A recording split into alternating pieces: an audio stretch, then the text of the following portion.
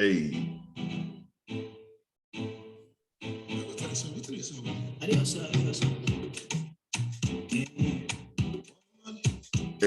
Hey.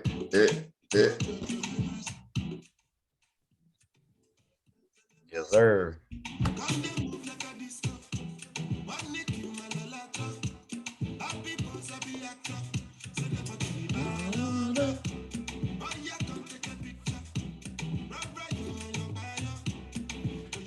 Bro, my favorite part of the show might be this. Welcome. Episode 6, UndR podcast. How you doing today? Church with the merch. You already know who I am. Bolahano Saini. How you doing, bro? You got the KC on today? Bro, I got it on every day. Stadium. I got it on every day. I see. It's on my mind. It's on my mind. Your mind, huh? But we gonna save it. We gonna save it. All right. Gonna save it. Well, let's get right into it, man. What's on your mind? What are we talking about today? Well, one of my main notes for myself as a man in life, and then on this podcast as we try to do this and get more serious about what we're doing. Composure. You know what I'm saying? Composure is number one, man. Man never supposed to break that, you know what I'm saying? So yeah. Just keeping it cool. We're gonna slide into it, but we're gonna start off with a March Madness update. Up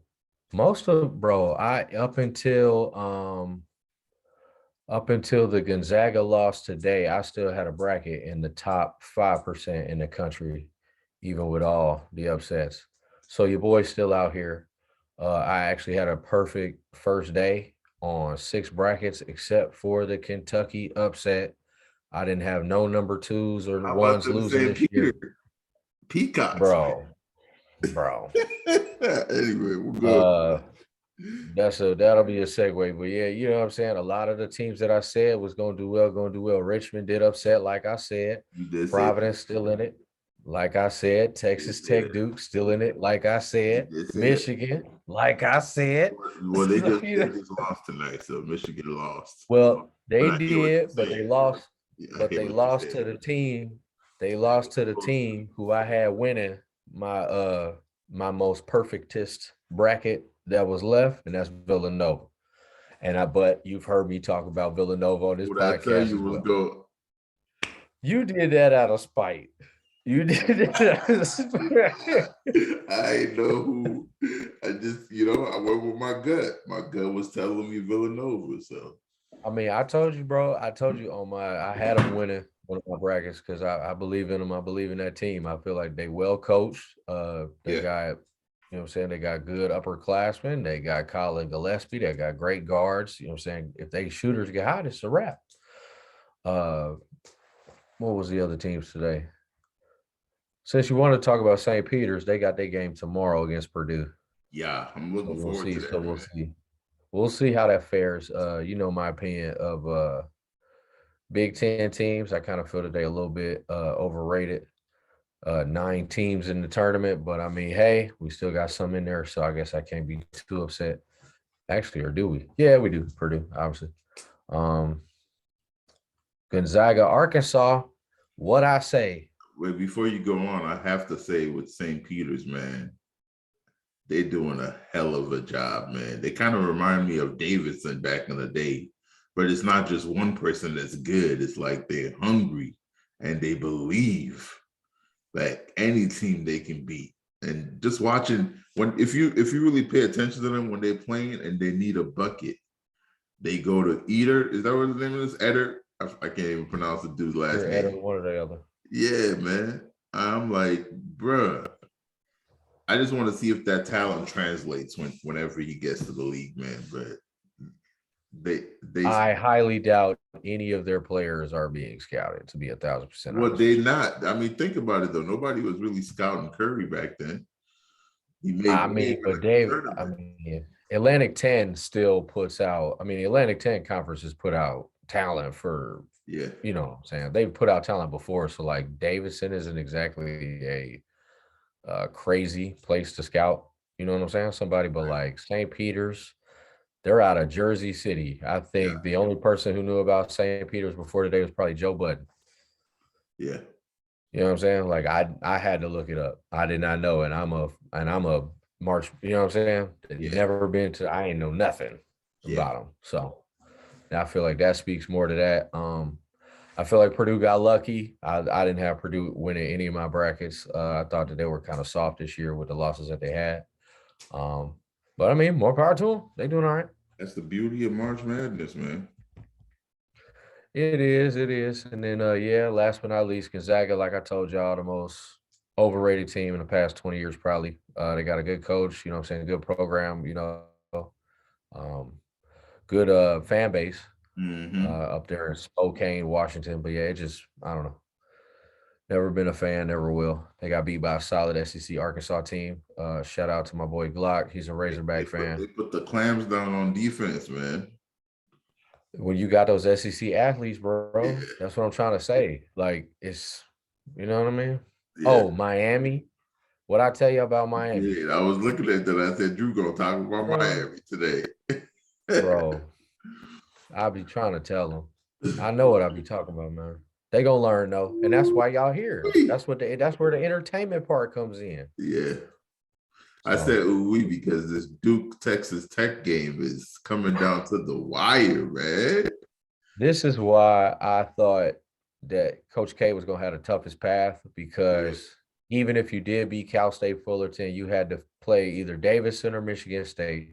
If you win that, you was gonna play another slew of teams, and I knew Texas Tech was gonna be coming out of that. So now we got this a nice little 2-3 matchup, and it is physical. It's been a physical game up here in this little yeah, corner. I'm talking about it has not been easy, but at all. yeah, it's tight. It's tight. So he's got 99 wins. This is 400, and this is possibly his last. Mhm. So this is I think this is cool. Y'all get to see my reaction, win or Live. lose. Yeah, live because I've been a lifelong Duke fan. Love Coach K. And I was mad at them though, man. I said, why they put the camera on Coach K walking in, showing how old he is, man? Man was limping, man. I They mean, had I ain't never gonna put a lie. camera They on him acted, like that, yeah, they would following try. him I mean, I around. understand the idea, try to make it like a UFC or a Yeah. wrestling. It wasn't working. I I didn't said, feel why? that either. The man was I looking didn't like, feel if it you don't take either. this camera off me right now, bro. He's like, bro, I ain't never supposed to show no weakness. Y'all have to show no Right. weakness. He's 70 something, man. He's like, get this damn camera out my Yeah, face. 75 years young, man. Still with the jet black hair. I don't know how he do it. Yeah. Oh, you I know, they think got he's that little Polish. special color, Yeah, you know what I'm saying? He ain't gonna give it bro. straight sequence. Bro, I Anyway. wouldn't be surprised if it's natural, bro. I'd be 1,000. I wouldn't be surprised. Hmm. I don't know, man. With a job like that, it comes with its own stress, man. I saw him on the Wow. sideline kicking a little bit. So Now he get hyped. That's the thing. He yeah. still. That's the thing. When that's why that's number one on my Woo-hoo-hoo-hoo. list too. Yeah. Don't say nothing. I think I'm about a minute or so behind. Let's go. Oh, okay. All right. Let's get back to topic though. All right. Yeah. Yeah. Yeah. Okay. So we talked about Gonzaga. We talked about St. Peter's. Shaheen Holloway, man. I gotta give him his flowers, man. If anybody could be an underdog to make it as a coach out there, I know you got Coach of the Year in 2020. But the work he's been doing with that program, and I think he used to coach in Seton Hall as an assistant. They didn't give him a chance to be Sounds about right. doing, Yeah, huh? that sounds right. Yeah, that Yeah, to sounds be right. doing the job that you're doing with this program, man. I just want to give him his flowers, man. If I had to pick somebody as my underdog, it's gonna be him. As far as this March Madness goes, man. Because there's not that many times that you see a black coach make it. A lot of these programs are ran by, I mean, the stats speak for itself. So when you see a brother leading other young brothers that's been through it, that was a former player that understands what it takes. Same thing for Juwan Howard, man. Like it's nothing but love when you see that happen and they're successful. All you can do is celebrate them, man. You right. My bad. I'm just making sure No, that you good. You good. that's on the floor. Okay, I think that foul's on the floor. Yeah, shout out to Mr. Holloway. He is killing the game. Anytime that you can do something like that, I think that really, really shows the leadership qualities. Yeah. You know what I'm saying? Because you getting these young men's minds in the right spot to be able to breed that success and get them that confidence, because confidence breeds success and success breeds confidence. Yeah. So I feel like that's a very, you know what I'm saying, key factor. And shout out to him, man. It's crazy. Yes, But that's sir. what it's all about. That's what it's all about. Yes, sir. They remind me of that Oral Roberts team from a couple years ago. They also remind me of Shaka Smart's VCU, like, you know what I'm saying, that team that, like, or even George Mason from a couple years ago. Like, you never think, but here we are. Mm-hmm.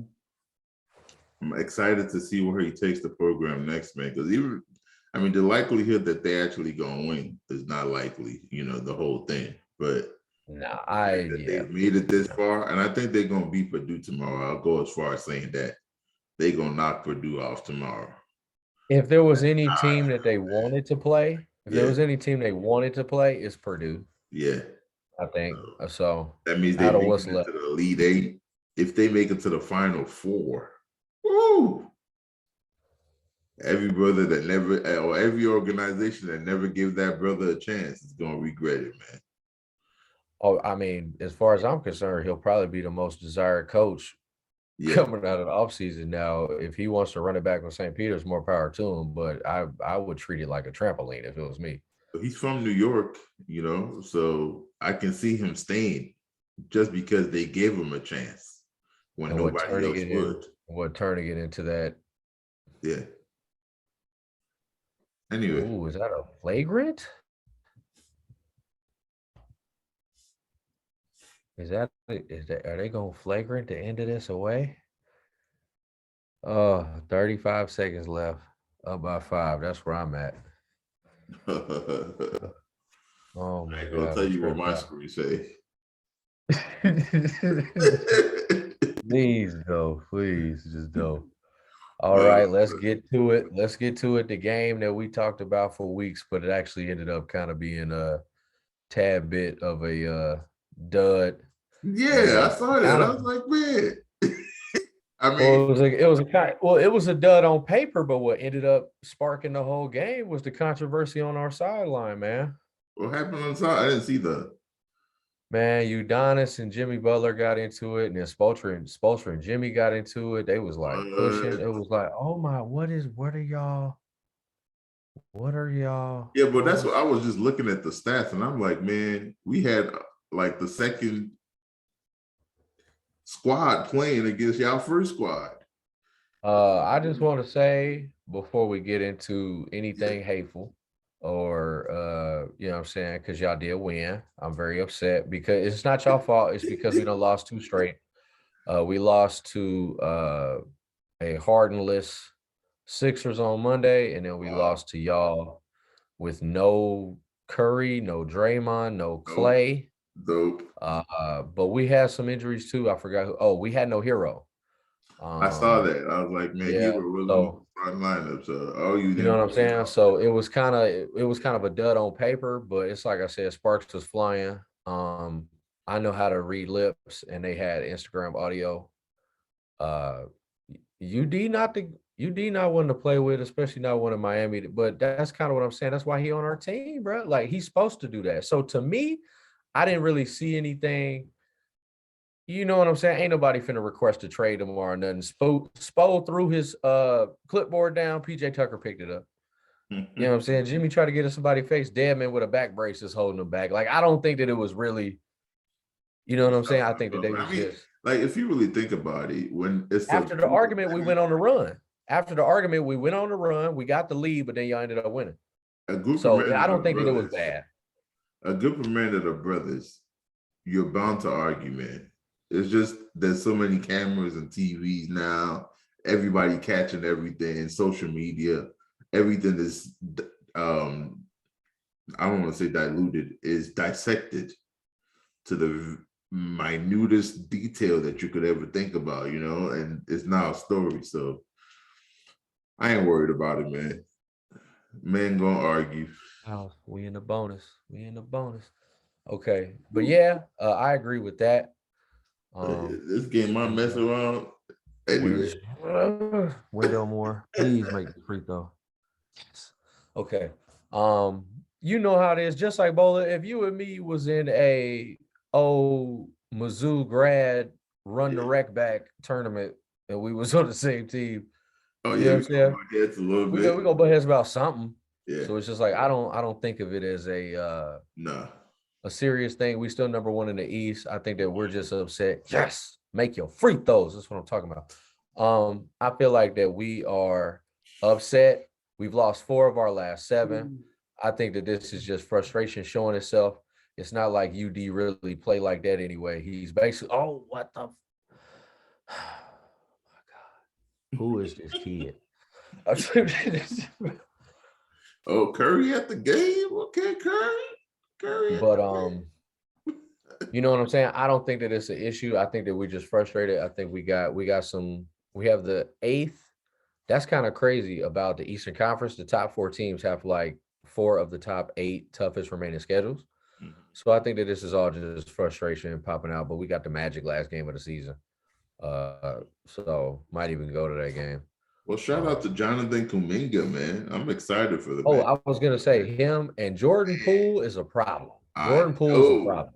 Like real talk, I know Clay is Kaminga's tight always though. Kaminga's tight. I know Clay is always going to score buckets and call this a hot take. People probably going to be like, what are you talking about? In my opinion, I feel like Clay needs to come off the bench for now. For now, yeah. For now. And let For Jordan now. Poole start. In my opinion. I Let don't the think I youngins run agree it. with you. I don't think that that's a crazy take. Let the youngins run it, man. They got the legs. They got the, Gary Payton, couple, GP2, you got Jordan Poole, you got yeah, Andrew Wiggins, I feel like you got enough, and that was the benefit of them losing for those yeah, seasons. yeah, That was the benefit. They got the draft picks and they did pretty well. yeah. So to me, ooh, upset alert. Houston is up on Arizona by 10 with 4 minutes left. Yeah. Wow. I saw that too. I was like, dang, Arizona falling off. Oh my God, this For them game is gonna Arizona drive me teams. crazy. But yeah, good game, dog. I ain't even gonna be mad because, like I said, there was so many circumstances to this game. It wasn't what I thought it was gonna be. Appreciate that. So, but it was entertaining enough because it's like I said, after that little spat in the third quarter, we went on that run and took the lead, but then you ended up winning. So you see what I'm saying? It sparked a run on the floor. So I don't I ain't worried about it.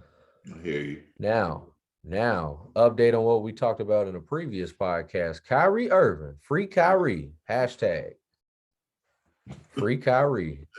The mayor of New York raised a mask mandate for athletic players or sports or something like that. So basically, they get Kyrie bike. It's So crazy because it shows you what money and influence will do. Public influence, whether it's perception, because I have a feeling the owners of the Nets contacted the mayor, like, we're paying you a bunch of tax to run our business in this city. We can clearly move this team anywhere. We chose Brooklyn. I agree. I agree with the social impact, Yeah. but from a financial standpoint, I Mhm. think that uh the last thing to break down the door to swat barricade was the MLB because you got baseball coming back and some of that stuff that was in the collective bargaining agreement, you got to kind of, you know what I'm saying? Because you can't have baseball player, baseball adopting certain rules or stuff like that, you know what I'm saying, only helps other leagues and move stuff But along. what did they adopt? Enlighten me. I'm not sure of what exactly they adopted, but I know that the Mets and the Yankees, like you're gonna be having, you know what I'm saying, baseball season about to be in full effect, and they started late, so And it's going, you're gonna start jam packing all these games together. It starts the same week as the championship for basketball. wow. It's April 7th. That's the first day of the league and first day of the year. And the Royals play like the first 13 days or something like that. I was looking at the calendar. Like they really about to jam these games in there. So I feel like it was something with that. I read something and then I heard something today on NBA Today. They said something. I apologize for not knowing what they said, but it was something about what Major League Baseball did, and pretty much that was like the last straw. And they was like, all right, well, the city of New York is going to have to change the rules because they got all these baseball games coming up. That it was like, all right, fine. Woo! I think that might be a wrap. Yeah. I think that might be a wrap. It is. I'm seeing it on my end. I don't want to say that. Yes, sir. Yes, sir. Yes. 100. 100 for my guy. Yes, sir. I love that. Another Elite Eight appearance. Let's go. Woo. Woo, that bracket. That bracket looking nice right now. I heard that. I might not get Warren Buffett's money, but I might get somebody else's money. But free Kyrie, you know what I'm saying? I'm happy. More power to him. More power to him for sticking it out. You know what I'm saying? I don't know if it's gonna make much of a difference, you know. I mean, it's like, but we'll see. I mean, I'm hopeful for it. I like to see a competitive playoffs, so I want them playing as much, get them there, and then see what happens. Because I mean, Kyrie is a beast when it comes to hooping. You might have the two best dudes at creating their own. Is that what they call him, Uncle Drew? Yeah, that's Uncle Drew. That's Uncle Drew. That's what they call me when they think I'm old, being old. So what I'll say is this: is you got the two dudes who probably the best at creating their own shot. Yeah. And now that he's back to help secure that playoff spot, they might not even be in the play-in no more. Yeah. So I feel like for the Nets, it could only be better because it's one thing if Kyrie was coming in for these games that he's playing, not playing, and being real boo-boo. You know what I'm saying? He not even playing all the games and he coming in and scoring 60 and getting sat down with 7 minutes left. You know what I'm saying? So you know, the Nets look just as dangerous now. I'm kind of mad. Because you know them kind of being in that risky playoff spot. Like to think that we got LeBron and KD in the play-in positions and we could maybe get them out of here early. You know what I'm saying? Yeah. All we got to deal with is Giannis. So as far as the three best players in the NBA is Giannis, KD, and LBJ. You know what I mean? So to get two of them out early would have been nice, but I feel like, man, the Nets. Now I heard Ben Simmons got that herniated disc, dog. Oh, is that why he ain't playing? Herniated disc, so probably not this year, but maybe next year we'll see what they can do. I don't believe that stuff, man. I feel like the other time it was his head. The other, you know, who knows? I agree. I think his psyche was affected because for you to be in the playoffs when he was playing with the Sixers and to have a wide open dunk and pass it to somebody because you didn't want to get fouled and take some shots. There's some psyche there. That's one of my least favorite like sports clips in the last 5 years. Yeah, because it's so senseless. Like it don't make sense. It's just crazy. Because if I was Joel Embiid and I was your teammate and you were right there, bro, right there, literally. You tall, bro. Like what? Yeah. What are you doing? Hella tall. So I'm not going to downplay the mental health of Ben Simmons. That's probably never. I mean, coming from somebody whose hands used to sweat all the time, you know what I'm saying? So there's something going on with him there. Definitely not lying about that. I'll give you something else. But I'll give him that, you know. But as far as I think a little bit of that is still playing into maybe he wants to get his full money from the Sixers for all of the games he missed that he didn't play. And it'll look somehow when you just get traded. I mean, James Harden pulled it off. He was hurt when he was on the Nets, and 2 days later he on the, you know, on the Sixers and he played. You know, so he can pull that off. But I think it would have been bad optics. Like I don't think he got no herniated disc. I think they just using that and they're just gonna wait. It's too late in their season to try to incorporate him and worry about his psyche and worry about how he gonna fit in with the team. I think right now they just like sit down, watch how we win, watch how hard we going at it, you know, watch how we compete, learn from this, and then in the off season we'll incorporate you. We'll even be better. because you've witnessed our greatness. It's not just us talking about what you could do. You've seen us do it without you or with you on the sidelines. Now in the offseason, let's see how we can incorporate you with the offense and come full force all season. So that pressure of, oh, we got to make the playoffs, Ben Simmons, it's not there no more because you have so much more time to accomplish that. That's just my take, though.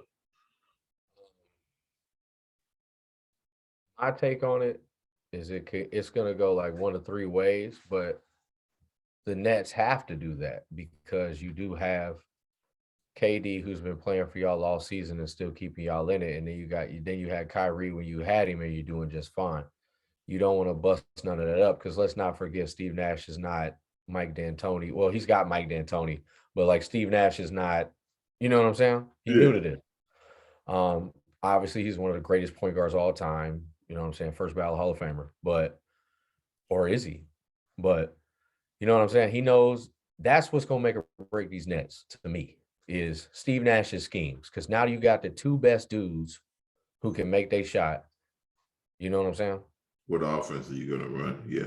Yeah. Like, what are you going to do around that? And I feel like because this is the other thing with Ben Simmons having an injury, let's say you are successful with what y'all got right now, keep him on the sideline. He might be a bargaining chip for something else. You don't want him to get injured at all. You don't want him to do nothing. Ben Simmons apparently can't dunk when he right under the basket. You might still want to trade him to somebody else. So, yeah, just keep him on the sideline. Keep everything intact. Don't even bother. Like you said, herniated disc or not. Let's say he is healthy. Still probably wouldn't play him. Yeah. Because, yeah, he do everything that Blake Griffin do, but better. But I would just keep playing Blake Griffin. Just let you know what I'm saying? Now, and you still Andre Drummond, you know what I'm saying? Like, just keep doing what you're doing. Like, I wouldn't even risk it. I agree. So, but then on the back end, it's like I said, it's always about perspective and possibility. So, on the back end, let's say the Nets go around and win a championship without Ben Simmons. That might further mess up his psyche. I disagree with that because, there was a game, I think it was the first game that I don't know if they were in Philly. They had to be in Philly because Kyrie was playing.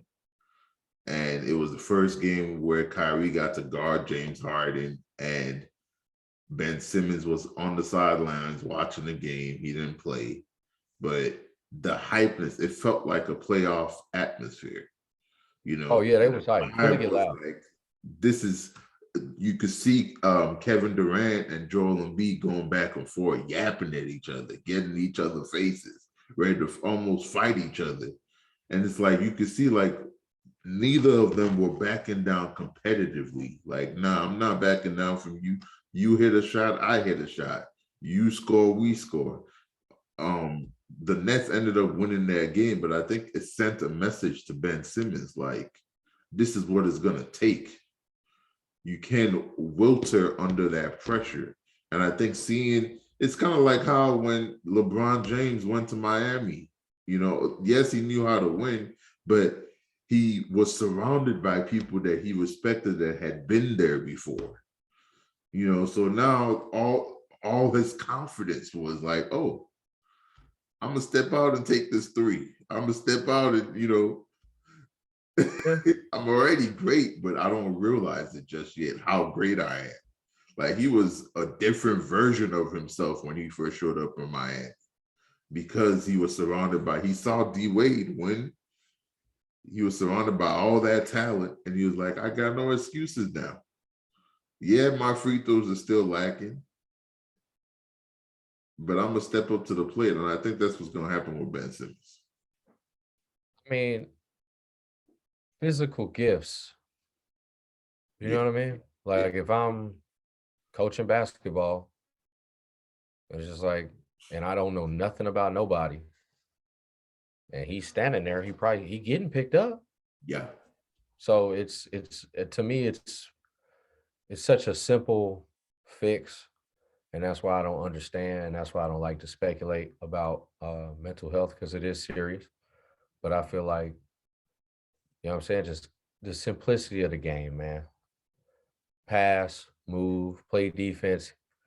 This team is so good, he ain't even gotta play no O.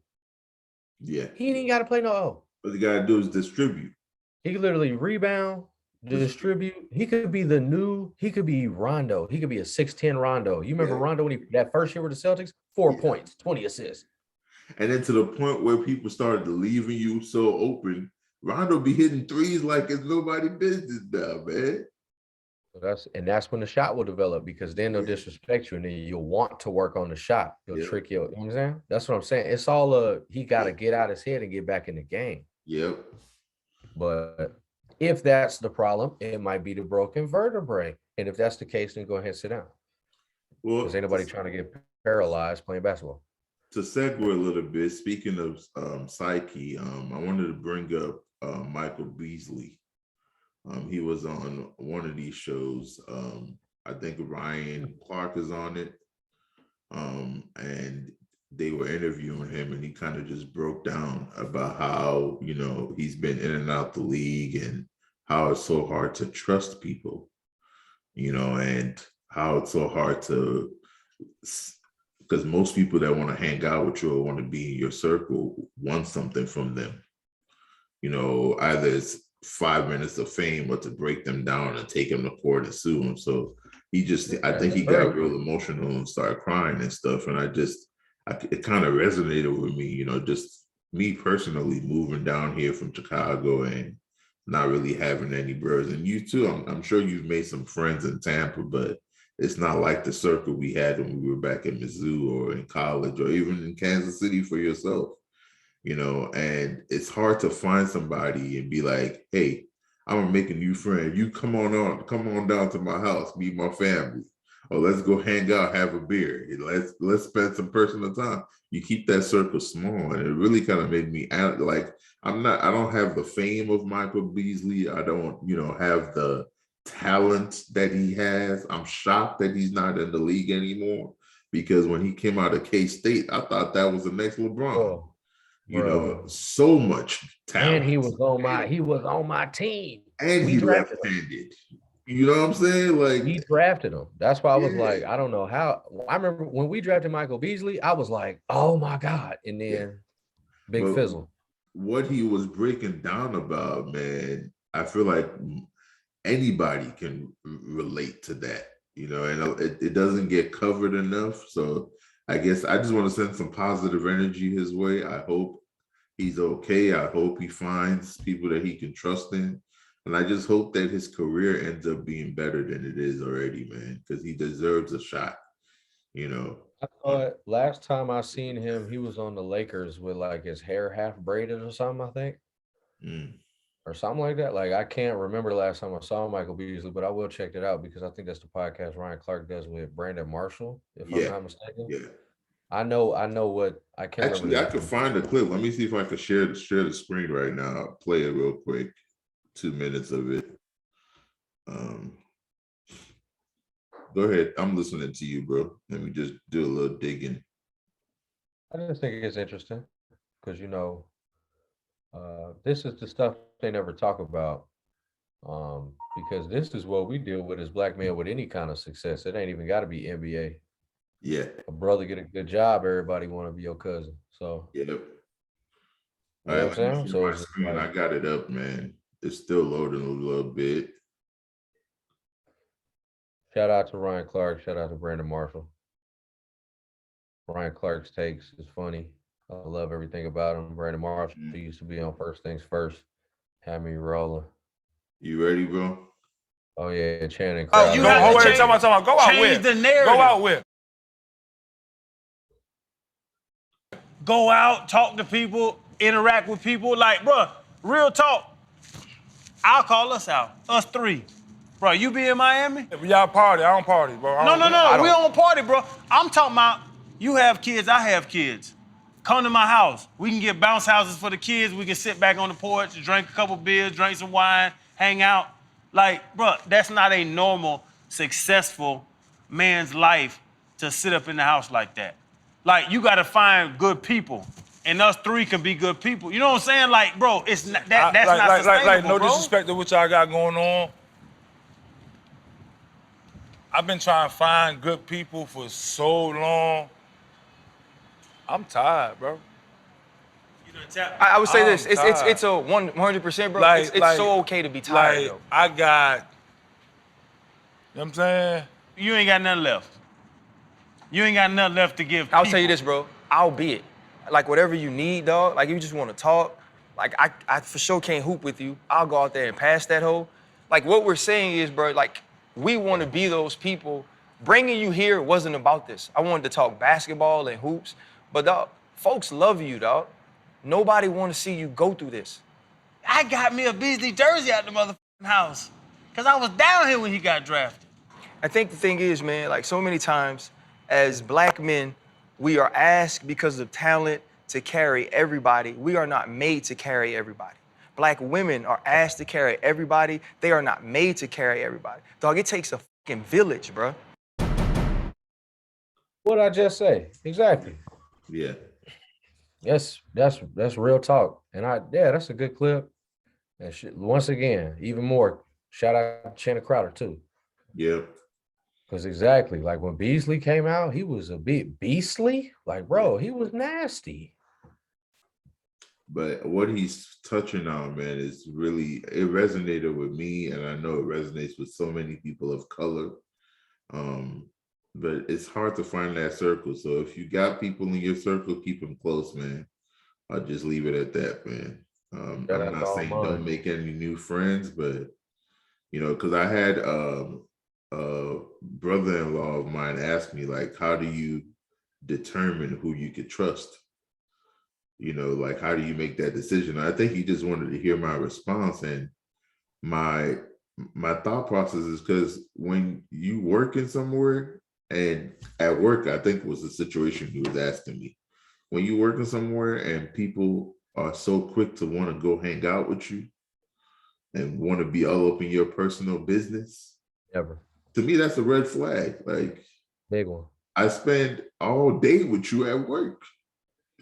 Why would I want to get off work and spend hang more out time with with you? Exactly. Again, I got a whole family and kids that haven't seen me all day.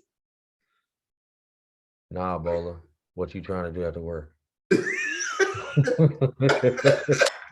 get what I'm saying? You got 2 under 2, but let's get a bucket. Like, nah. Like, come on, bro. You.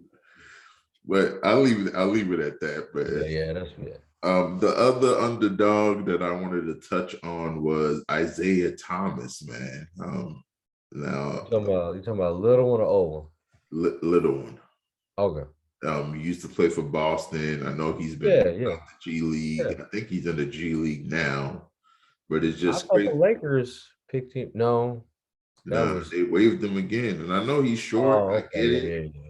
You know, like, but this is somebody that has so much talent, dropping 60-something in the G League, but no team wants to give him an opportunity.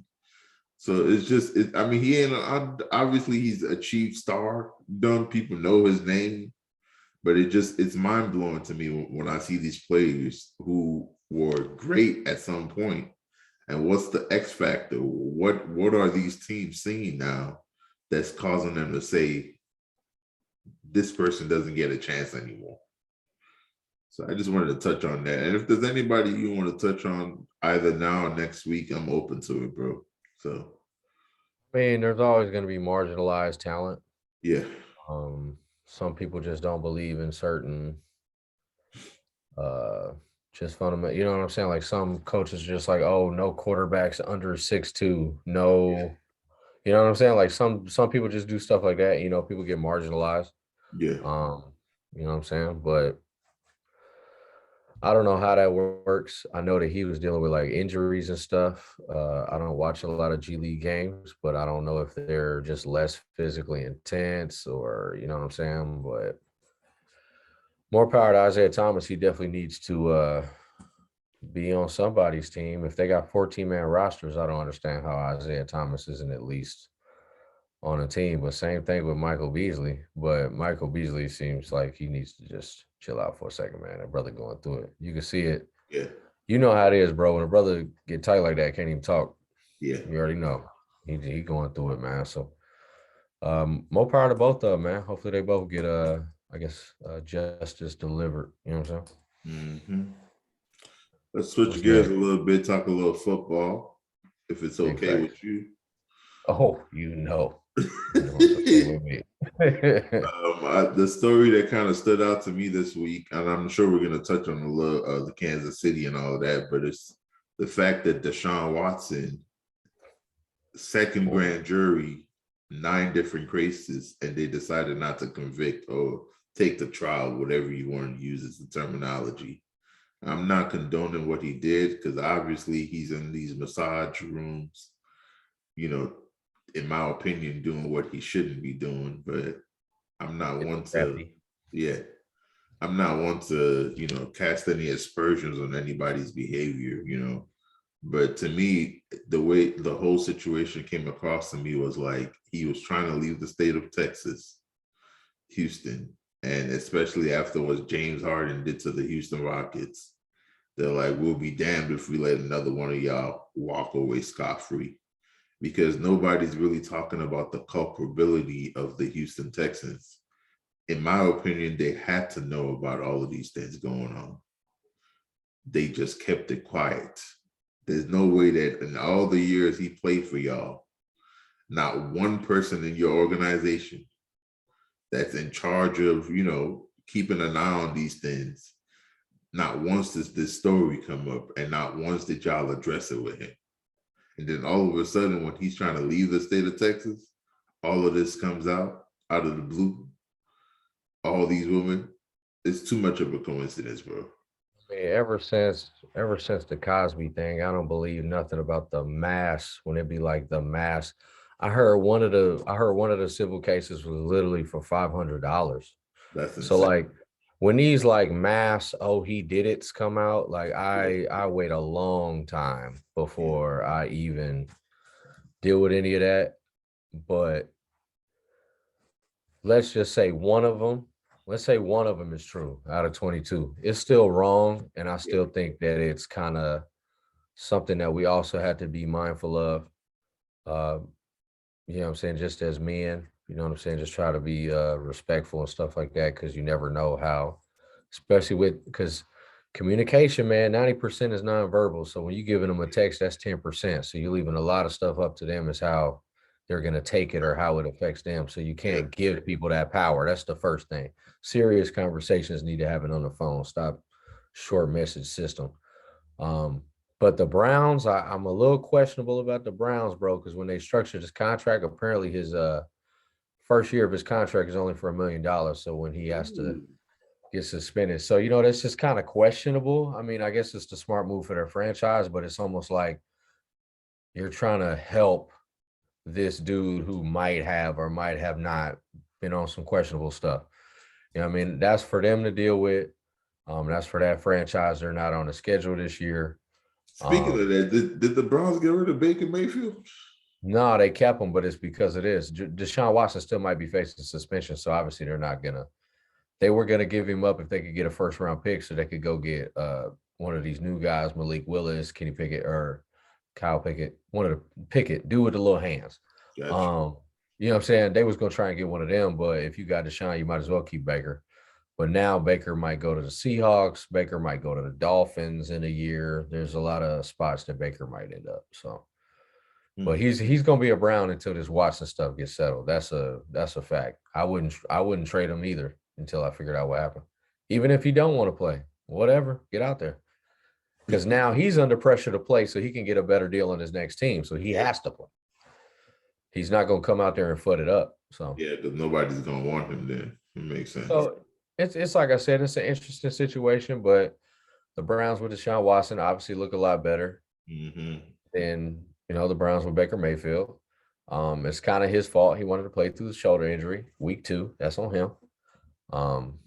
Once again, probably chasing aspirations from the playoff loss to us when they feel like they should have won.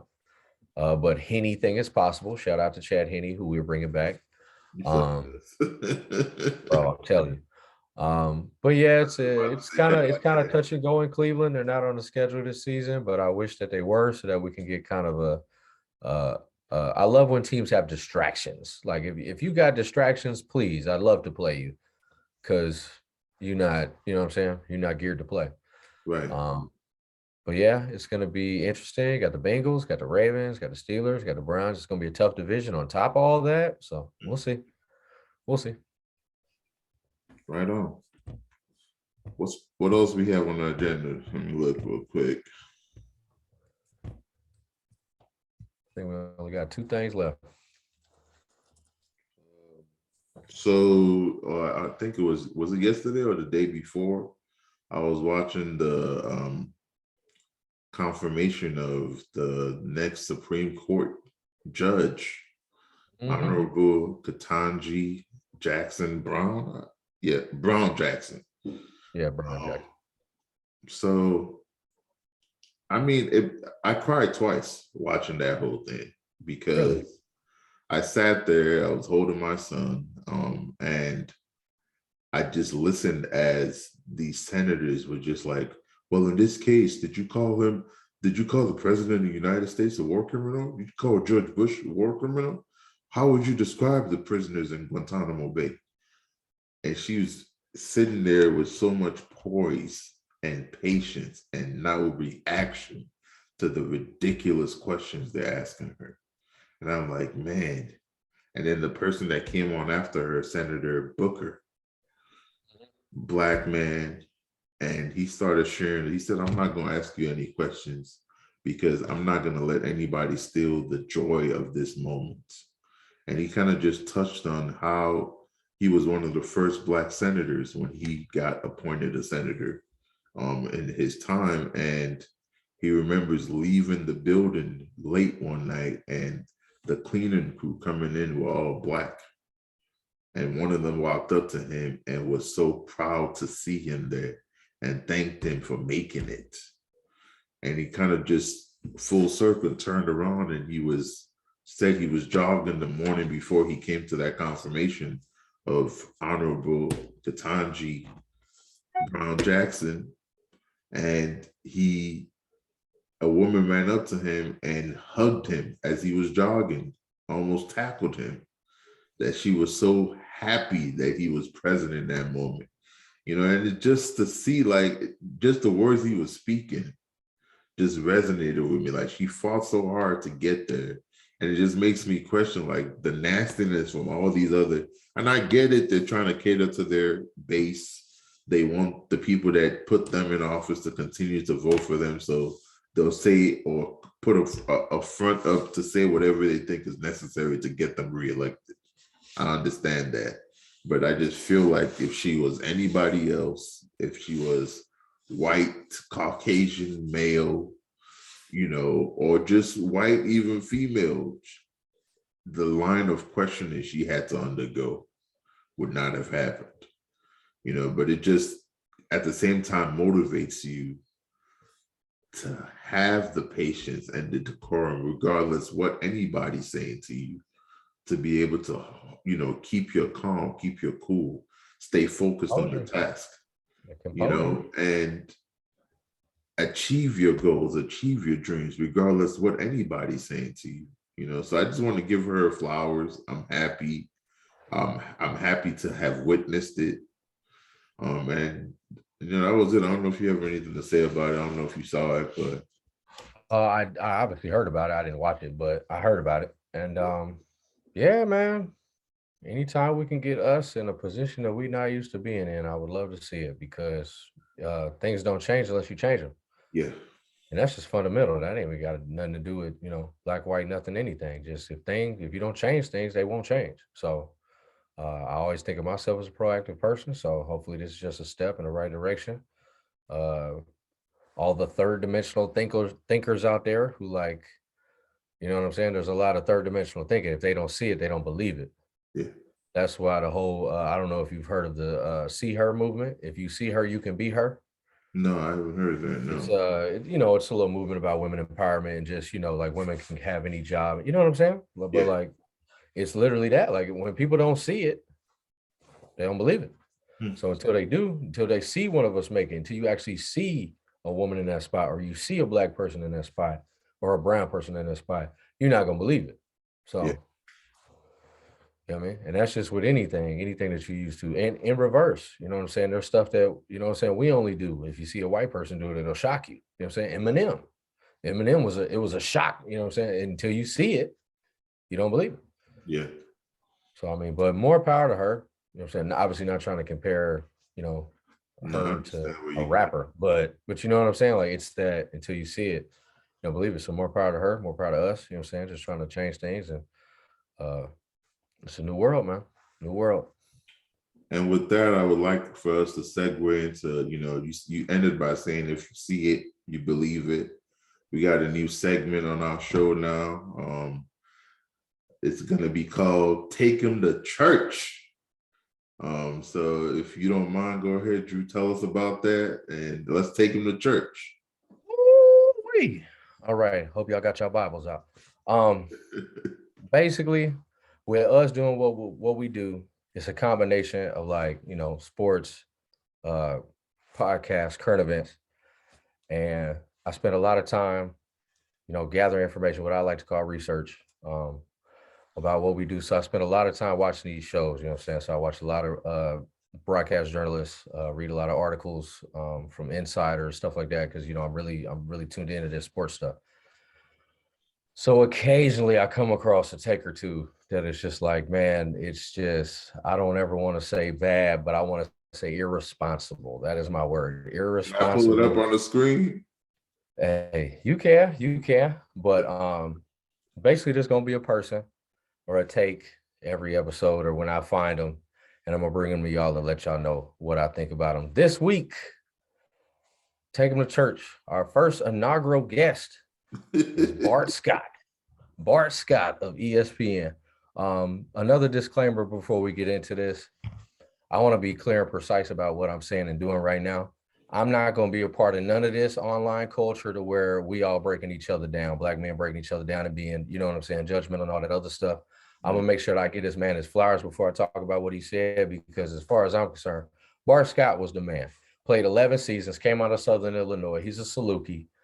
Played for the Jets and the Ravens, was on playoff teams. He played at the highest level. I have put in many a blitz on Madden using Bart Scott. He was a wonderful linebacker. I have no problem with him at all. He's actually a pretty good analyst as well. He just had a take on, I believe it was Monday or Tuesday. Yep, we can go ahead and bring this up. You want me to go ahead and play it? Yes, just play this, bro. AFC even stronger. The Atlanta Falcons traded former MVP Matt Ryan to the Colts in exchange for a 2022 third-round draft pick. This leaves the NFC in tatters, but the AFC, let's Good for him focus on the that. AFC, because that Colts, appears the to Colts be looking real loaded. nice, by the way. We have Bart Scott here to give us his top 5 teams right now in the AFC. Take it away, Bart. Going to 5-1? Okay, let's start with number 5. I'm going to go with the Broncos. We've been saying for years that they're just a quarterback away. It's the reason why they're For the sake of time, I'm not going to play all 9 minutes. Russell Wilson's list and I'll Deshaun get Watson. to when he You got talk to about this team now having 2 bookend pass rushers. We'll show it. Has he figured out? I didn't hear you say anything. Let's pause it right here. So he got the Broncos 5th. Yeah. The Browns 4th, the Colts 3rd, the Buffalo Bills 2nd, and the Bengals 1st. And my reaction is the lady sports anchor comes in and she's like, I cannot believe you left the Chiefs out. Are you crazy? That was the most. Anyway, go ahead, bro. Let me not interrupt your take. I truly just don't understand, aside from shock value, why any of this stuff is said and the information is presented in this fashion. I understand recent events. You know what I'm saying? This is actually on Monday, Tuesday. What is that? I think that's Tuesday. Mm-hmm. Okay, this is Tuesday morning. This is after the Chargers get their free agent additions, after the Browns get Deshaun Watson, after the Bills do a couple things, after the Bengals do a couple things to strengthen their offensive line, and after Russell Wilson gets traded to the Broncos. To even remotely think that not only the Chiefs are not on this list, but that the Titans, who finished #1 in the AFC last season, aren't on this list is absolutely atrocious. Or my favorite word to try to be as nice as possible, irresponsible broadcast journalism by my boy Bart Scott. To think that we could put so many of these young coaches, new coaches, ahead of Andy Reid and Pat's combination. Not only do we have the best quarterback in our division, in my opinion, all of football, but we have the second best coach. Bill Belichick is non-applicable. He's not even a coach. He is the Patriots. So Andy Reid, in my opinion, is the second best you can get. Because in my opinion, if we didn't have Andy Reid, the only other person I would want is Mike Tomlin. And that's probably out of the question too, right? So we are the first team in NFL history to host 4 AFC championship games in a row. Literally, Patrick Mahomes has not been to anything less than an AFC championship game. We have won 6. Now, not all of these are his. Some of these are Alex Smith. Shout out to him. But we have 6 AFC West titles in a row. 6. Also, the Broncos have not beaten us since Peyton Manning. Russell Wilson, since the pick in the Super Bowl, has only run 3 playoff games. One was against the Redskins, one was against the Eagles, and the other one I can't even remember, but it's not like he's winning big games.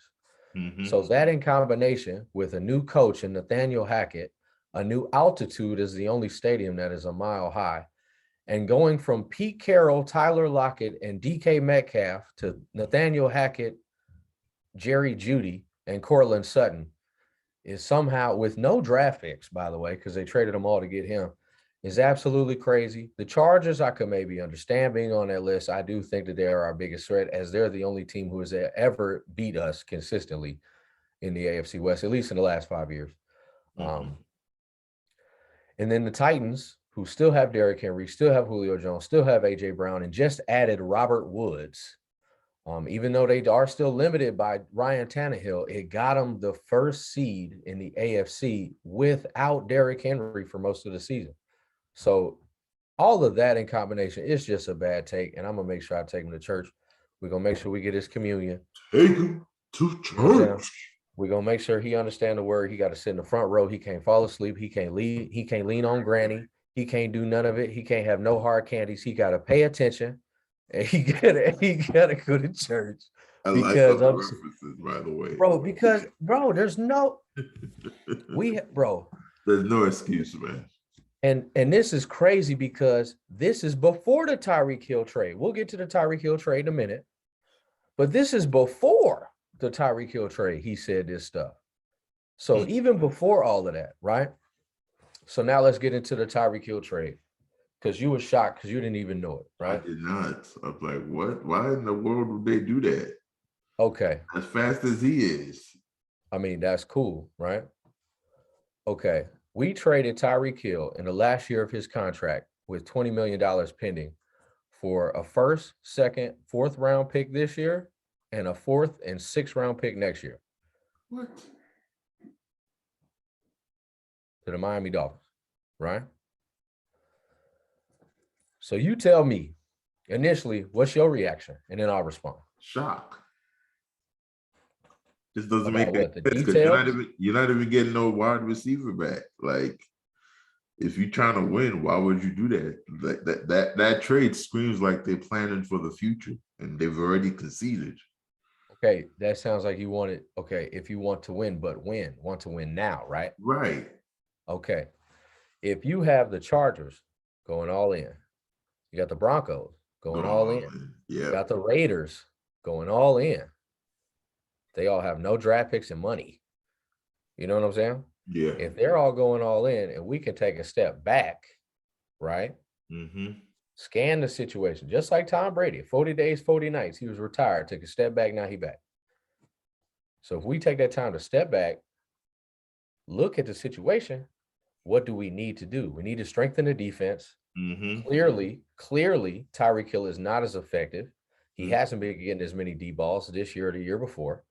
How many drops has he had? And especially all those drops that turn into picks this season, he had a pick come off his hands right into a corner's hands, and it went for a pick six. You know what I'm saying? So like, there's certain things that they're starting to catch on to. There's certain games where they double cover him the whole time, and he only gets like 4 catches, and that's when everybody else goes off. You know what I mean? So like that whole beating Tyreek Hill thing, they're starting to get hip to it. So it's just like, okay, he wanted to be the highest paid player in football as a slot receiver. That's not something we was finna do, man. It's just not something that we was finna do. He wanted an extension. We offered him an extension, something that we could afford. He said he didn't want it. He said he wanted to be the highest paid. So I got 2 angles to this. I got the one that's just personally at Tyreek Hill, right? Because of what we did for him. We drafted him in the 5th round from Oklahoma State, if I remember correctly. Like I said, I'm not in the business of bringing brothers down, right? But he was coming out of a domestic situation that wasn't so hot. Wasn't nobody touching him, bro. Right? Wasn't nobody touching him. So we got him, 5th round. We turned him into all this. I want you to just guess. I want you to take a guess. How much money do you think we paid Tyreek Hill over his 6 years? Maybe 30 mil. 40. That's a good guess. Only $40 million. So to only pay him $40 million, not even have to give him the 20 mil for this year, give him to another team, a non-contender team, in my opinion, a team that's, while they have added a lot of speed, they have a new coach, they got drama going on with the tanking, you know what I'm saying? It's a lot of factors going on in Miami. But to get that, not have 20 mil against the cap, in that one trade, Bola, that one trade, we became the team with the most draft picks this year and with the most cap space.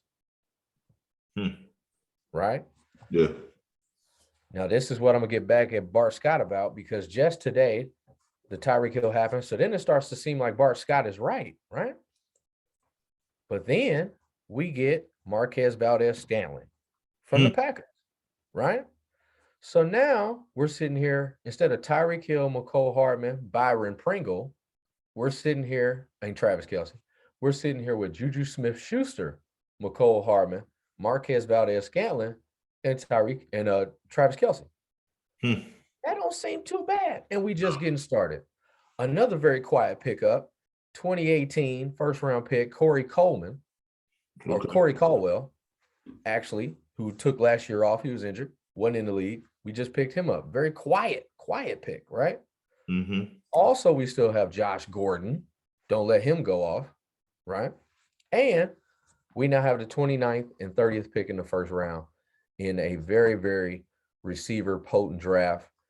Garrett Wilson, Chris Olave, Jamison Williams, like Drake London. Like, there's so many wide receivers in this draft that it's like, if you could get that tool, if you could get that one tool, that speed, if you could get that one tool, I feel like you'd be fine. We still have McCole Hardman. McCole don't run no 4.2, but he run like a 4.2 something. So, and he had plenty of deep plays. He had plenty of gadget plays where he does sweeps and wildcat plays and stuff that they put together. Tyreek Hill really broke on the scene with the punt returns. Remember that. So if over 6 years, we only pay him $40 million, we got a Super Bowl out of him, you know what I'm saying, on a business side, and then we get the draft picks, we get the cap room. Now we're in the conversation of keeping Honey Badger too. Now we're in the conversation of getting Bobby Wagner.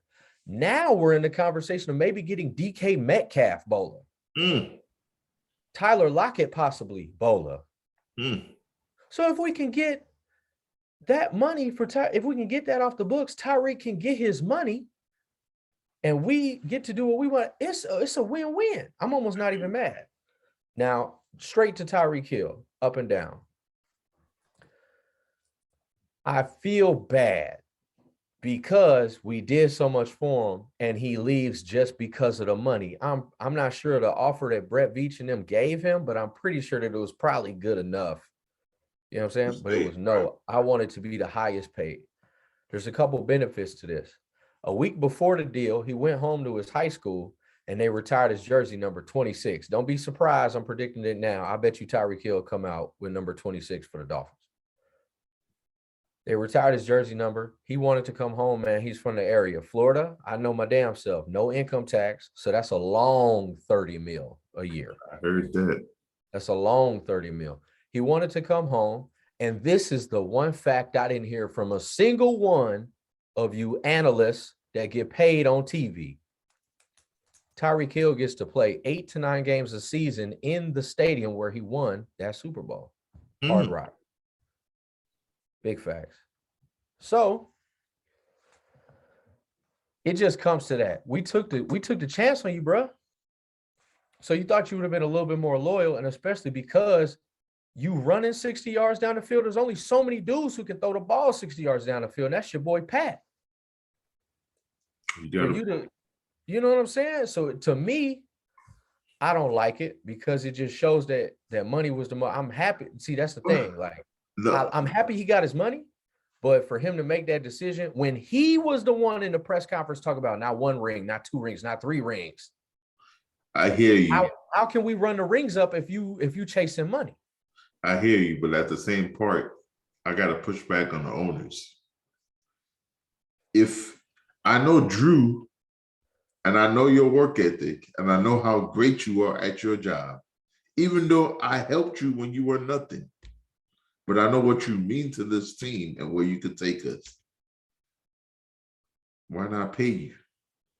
They tried to pay him. We can't pay him more than what there's cap space. You're on a team with the best quarterback in the league. I'm saying Drew, a plain person. I understand what you're saying, but it's the circumstances. It's not. That's if I'm an average Joe. You're playing with the best quarterback. I get it, but I also understand. Can't expect to be the. You know what I'm saying? Yeah, I also understand. It's kind of like the situation you're talking about reminds me of when Trevor Ariza left Kobe to go to the Houston Rockets after they just won a championship. I forget what year that was. And he was like, I need my money. It's not the same thing.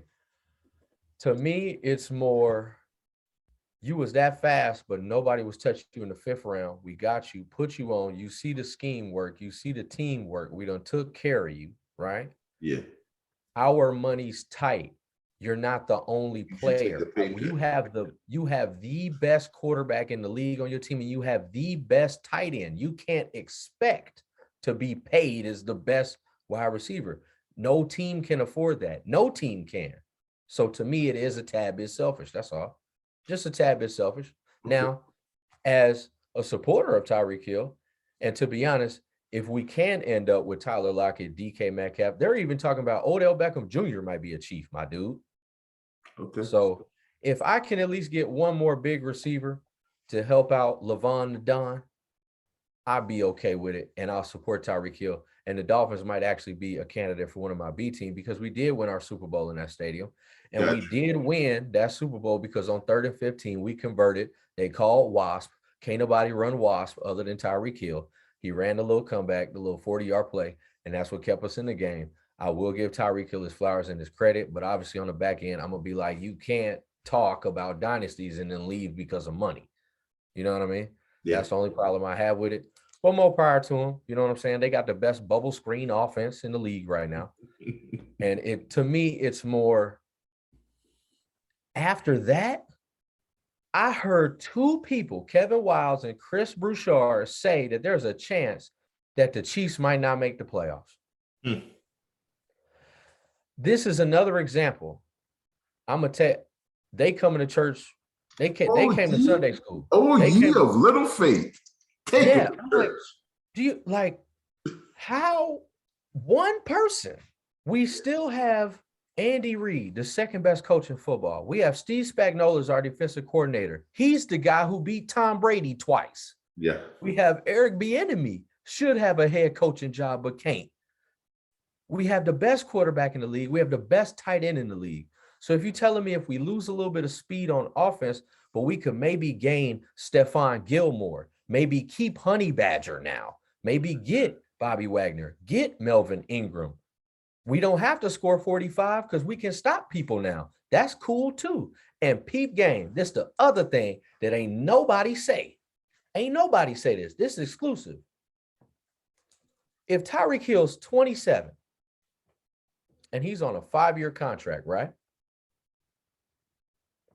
That means he might be around 32 around the time that he's done. Guess what happens with the salary cap in football? It keeps going up, right? Yeah. Around that time, we can restructure Pat Mahomes' contract. And let's say Tyreek Hill comes back with at least 85% of his speed at 32 years old and comes back to the Chiefs for a reasonable price. Imagine that. He wouldn't even be that old. He only going to be there 4 or 5 years. He could come back. So that's why I'm going to keep it gangster, and I'm going to just be cool with it. I'm cool with the trade. I'm happy with it. I'm happy for him. And honestly, as long as we get a decent wide receiver out of it, because DK Metcalf, bro, Mahomes to Metcalf, I hear you. could you even imagine? That's like Megatron. Like, that's like, I would lose my mind. I would lose my mind. That's worth losing Tyreek Hill. Hell yeah. To keep Honey Badger, to get Stephon Gilmore, and then get Metcalf. Like, come on, bro. I hear you. So that's my first. Okay. And Take him to church with a Tyreek Hill insider combo. I hear you. I hear you. On that note, if you got nothing else to say, I say we end the show on this and see the fellas next week. KC all day, huh? See y'all in free agency. We not done. Hey.